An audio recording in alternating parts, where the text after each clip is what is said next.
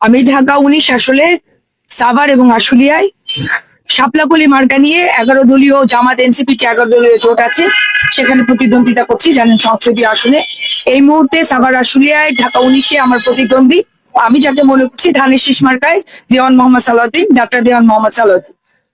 আমি জনসংগঠনের অসাধারণ সমর্থন পাচ্ছি এবং আমি খুবই আশাবাদী না আসলে আমি আত্মবিশ্বাসী যে এইবারে সংসদীয় আসনে 12 তারিখের নির্বাচনে আমি জিতছি ইনশাল্লাহ।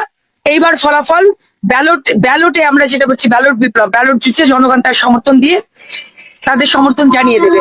কারণ জনগণ এবার অনেক সচেতন, চাঁদাবাজ, সন্ত্রাসী, দখলদার এই সমস্তর বিরুদ্ধে তাদের ঘোষণা আসলে তারা 12 তারিখে করে দেবেন। আবার প্রচারণা তো শেষ সময় চলে আসছে বলা যায়, দুদিনের বাকি আছে।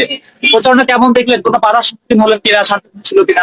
প্রচারণার ক্ষেত্রে প্রতিনিধি হিসেবে আমি বাধার সম্মুখীন হইনি, কিন্তু আমাদের জানেন যে তৃণমূল পর্যায়ে যারা কাজ করছে আমাদের নারী নেত্রীরা এবং পুরুষেরা বিভিন্ন ভাবে হুমকি ধামকির সম্মুখীন হচ্ছে, হেনস্থার শিকার হচ্ছে, এই পর্যায়ে তো আছে। আমাকে আরেকটি প্রশ্ন করেছিলেন যে হচ্ছে গিয়ে আমাদের লেভেল প্লেইং ফিল্ডটা আছে কিনা বা কোনো সমস্যা ফেস করছে কিনা।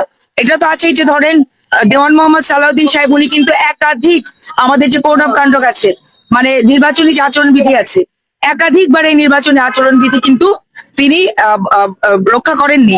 যেমন শিক্ষা প্রতিষ্ঠানে তিনি সমাবেশ করেছেন এবং হচ্ছে গিয়ে আমাদেরকে মাপ দেওয়া আছে, সেই মাপ না মেনে বড় বড় কালারফুল হচ্ছে গিয়ে বিলবোর্ড করেছেন। এবার বিলবোর্ড কালারফুল করা যাবে না, সাদা কালো করতে হবে।